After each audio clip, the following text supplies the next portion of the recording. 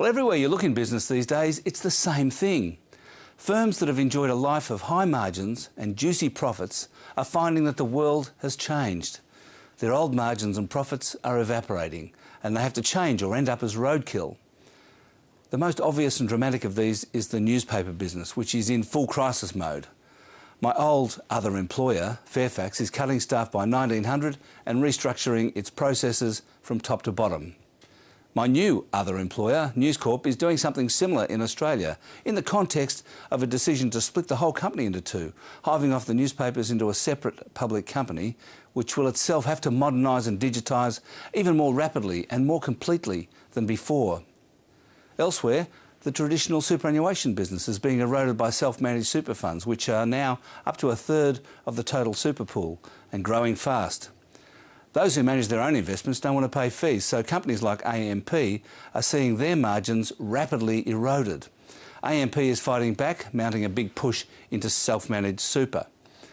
And traditional retailers are finding that online shopping is eating their margins, but in groceries it's even worse. The big players, Coles and Woolies, are engaged in a huge price war.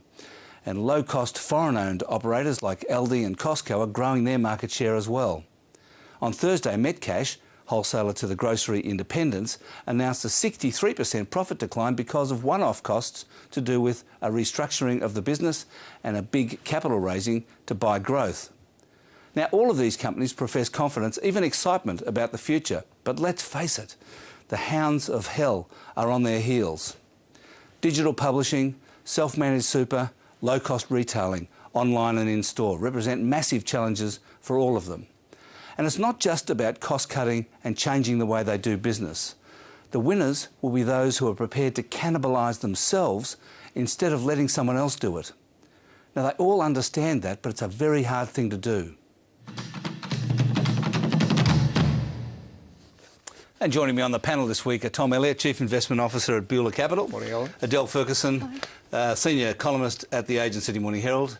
And Gerard Minack, Chief Strategist at Morgan Stanley. Now, Gerard, you won an Oscar. No, was it a Logie for analysts on Thursday night for Best Analyst in Australia.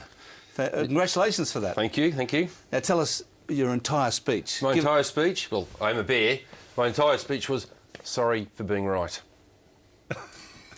Stockbrokers sniggered a little bit, that was about it. They moved on. They moved on. Well, they all try to move on, and let's face it, Gerard, you were right.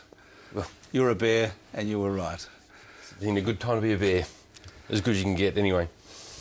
We'll get on to the economy and your views about the global economy a bit later, but let's first talk about News Corp. And in a week of change, perhaps the biggest change has been News Corp's decision to hive off its publishing and newspaper businesses from the powerhouse entertainment and television division, which is a move that was previously resisted by Executive Chairman and major shareholder Rupert Murdoch. Now, we've got a couple of headlines here. At News Limited, the Australian saw the split as giving the papers an opportunity to thrive. Over at Fairfax, the predictions were that a blowtorch would be applied to the Australian division of News Limited, which would be housed in the publishing arm of the two companies. Now, no one would suggest that either of them were biased, I guess, but that's the way newspapers are, isn't it? Adele, how do you see this unfolding? Were you surprised to see them so rapidly split the company? It's been mooted for years, off and on. You know, I think it first came out about 5 or 6 years ago, and it's been a push that some people in News Corp have really wanted to do, and investors have been desperate for it. It's a bit like, as you're saying, good co, bad co. Bungle all the publishing assets together. You've had this hacking scandal in the UK. Put them all together. One of the best assets in it is the Wall Street Journal, and you'll have Foxtel here. But it'll be interesting to see how it unfolds, because it's quite complicated how it will work. To grow this new business, the publishing business, will they go into digital more? Will they be competing with the other business? It'll be interesting to see how it unfolds. We've got a Rupert Murdoch insert. He was talking to his own Fox network. Let's see him explaining things. I realised the logic of it and how all the companies would be better managed and better, would be a lot better in every way. Cynically, one could look at this, Rupert, and say, well, he wouldn't be doing this if not for the hacking scandal, and that prompted this. Maybe it's a way to keep any litigation, any of that on the publishing side, since that's where it originated in Britain, and you can divorce the more lucrative, profitable parts of the businesses from that. And that had it not been for the hacking scandal, you wouldn't be here. No, it's got nothing to do with it at all. At all. This is not in reaction to, this is looking forward to what's best for our companies and what's best for our shareholders. Are you over the worst of that, by the way, the whole hacking thing, or is it more shoes to drop? Everyone thinks that, you know... Look, this is going to take at least a year to do when you split companies that you detect. And we would hope we'd be over the vast bulk of it by the end of that. Don't know that many people see that it's got nothing to do with it at all. As Adele said, could also be seen as something like what banks do when they get into trouble. They split into good bank and bad bank. We think that the separation was partly motivated by that very question, which is to isolate the what some people have called a bad news core and potentially mitigate any fallout that could happen. So what do you think, Tom?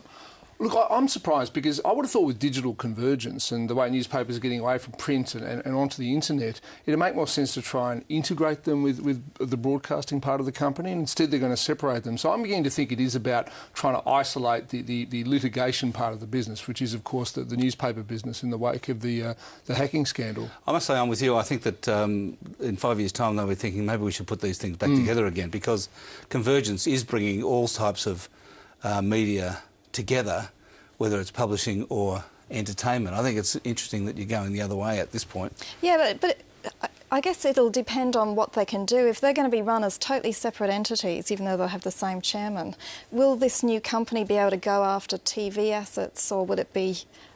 You know, because it needs to grow. If they want to attract investors to stay in it, otherwise it's going to sink like a stone. They're going to have to find new growth paths, Well, aren't that's they? the thing, but many people think that, you know, TV is going to be challenged by the internet just as much as newspapers are, and hence combining content would actually make sense, and instead they're going separately. So that's what makes me think that it is more about trying to ring-fence the bad part.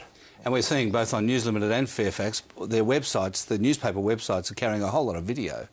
I mean, you can see a time when they're almost TV stations in themselves. Well, you know, when the websites, the Age website, the Sydney Morning Herald website, full of video nowadays. I actually find it astonishingly annoying, I must say, because I tend to look at it late at night and it wakes up my daughter. But, you know, with the national broadband network in Australia, we're going to see more and more of that. And I think that maybe that is the future for newspapers, is good but short videos.